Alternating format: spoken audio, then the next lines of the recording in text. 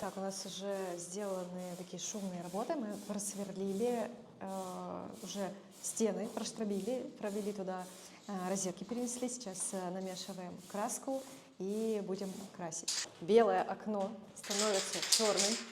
Батарея уже стала. Посмотрите, какая прекрасная матовая. И подоконник еще высохнет и не будет вот этого блика. Откосы также стали черными, цвет рам. И как изменилась картинка. Сразу окно так выделилось, заиграло. Классно. Вот это будет у нас цвет стен.